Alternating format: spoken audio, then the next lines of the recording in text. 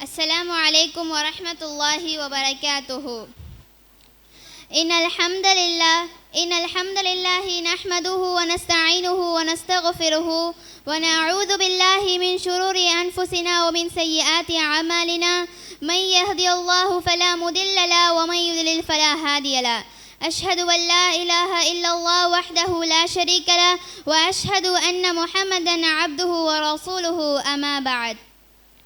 يا أيها الناس اتقوا ربكم الذي خلقكم من نفس واحدة وخلق منها زوجها وبث منهما رجالا كثيرا ونساء واتقوا الله الذي تساءلون به والأرحام إن الله كان عليكم رقيبا.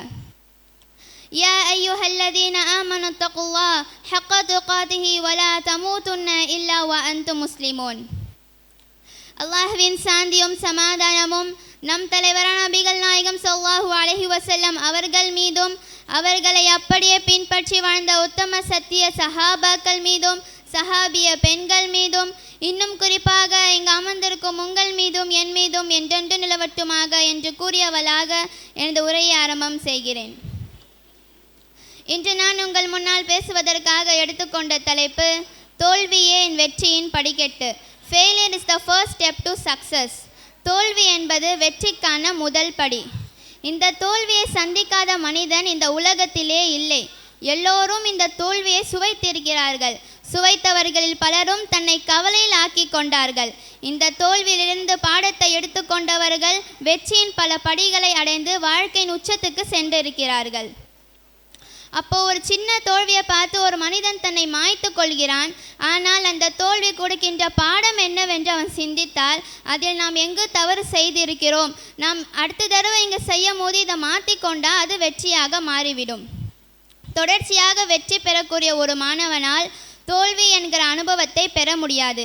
பள்ளிக்கூடத்தில் படிக்கின்ற ஒரு மாணவன் எல்லா வகுப்பிலும் எல்லா பாடங்களிலும் முதல் மதிப்பெண்ணை எடுத்து முதல் மாணவனாக திகழக்கூடிய ஒருவனால் தோல்வி என்பது தாங்கிக் கொள்ளாமல் ஆகிவிடும். ஆனால் தோல்வி அடைந்த பின்பு வெற்றி பெறக்கூடிய ஒருவனால் எதையும் தாங்கிக் கொள்ள இதயத்தை அவன் அடைகிறான். இந்த பள்ளிக்கூடத்தில் நமக்கு ஆசிரியர்கள் இருக்கிறார்கள். இவர்கள் எல்லோரும் நமக்கு ஆசிரியர் தான்.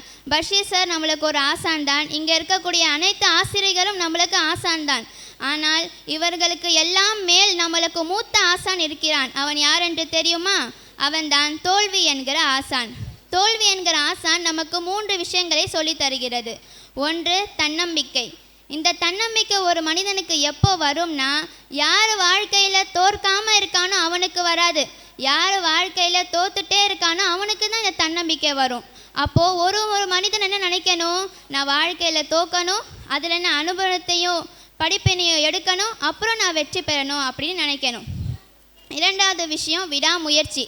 இப்போ நம்ம தோத்துட்டோம், நமக்குள்ளே ஒரு வைராக்கியம் வரும். நாமளும் இதை அடையணும், நாமளும் 100 மதிப்பெண்ணை எடுக்கணும், நாமளும் ஐஏஎஸ் ஆகணும் அப்படின்ற இந்த வைராக்கியம் எப்போ வரும்னா, நம்ம தோற்கும் போது, நம்ம பிறரால் கேலி செய்யப்படும் போது, இதை போன்ற நேரங்களில் தான் விடாமுயற்சி நமக்குள்ளே வரும்.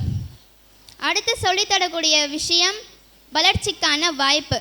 இந்த வளர்ச்சிக்கான வாய்ப்பு யார் தரான்னு சொன்னால், தோல்வி என்கிற ஆசான் சொல்கிறான், வளர்ச்சிக்கான வாய்ப்பு, வளர்ச்சிக்கான பாதை இதோ எடுத்துக்கொள் என்று சொல்கிறான். தோல்வி நமக்கு ஒவ்வொரு கண்ணோட்டத்தையும் கற்றுத்தருகிறது. நம் திறனை மேம்படுத்தி நமக்கு ஒரு புதிய வழியை அது காட்டுகிறது. யாரால் வாழ்க்கையில் ஸ்டேபிளாக நிற்க முடியும்னா, யார் கீழே விழும்போது நம்ம கல்லை தவறி கீழே விழுந்தோமா இல்லை முள்ளை குத்தி கீழே விழுந்தோமான்னு அப்படின்னு படிப்பினை படித்தான் பாருங்கள். அடுத்த தடவை நம்ம இங்கே போகும்போது இப்படி தான் போகணுன்னு கற்றுக்கிறான் பாருங்கள். அடுத்த தடவை அவன் கீழே விழாமல் அவன் தன்னை தக்க வைத்து கொள்கிறான் பாருங்கள். அவன் தான் வாழ்க்கையில் வெற்றி பெறுவான். அப்போது தோல்வி என்கிற ஆசான் நமக்கு 3 விஷயங்களை சொல்லி தருகிறது. ஒன்று, தன்னம்பிக்கை. இரண்டாவது, விடாமுயற்சி. மூன்றாவது, வளர்ச்சிக்கான வாய்ப்பு. இந்த தோல்வி என்பது இயற்கை. இது எல்லா மனிதர்களுக்கும் வரும். அல்லாஹ் தன்னுடைய திருமறை வசனத்தில் கூறுகிறான். 104வது அத்தியாயத்தில் 2வது வசனத்தில் அல்லாஹ் சொல்கிறான், இன்ன மஅல் உஸ்ரி யுஸ்ரா, நிச்சயமாக சிரமத்துக்கு பிறகுதான் இலகு இருக்கிறது. அல்லாஹ் இன்னொரு இடத்துல சொல்கிறான். 2வது அத்தியாயத்தில் 284வது வசனத்தில் அல்லாஹ் சொல்கிறான், லா யுகல்லிஃபுல்லாஹு நஃப்ஸன் இல்லா உஸாஹா, அல்லாஹ் அவன் ஆன்மாவை தன் சக்திக்கு மீறி சோதிக்க மாட்டான். இந்த 2 வசனத்தையும் நம் மனதில் நம்ம ஆழமாக பதிய வைத்து கொள்ள வேண்டும்.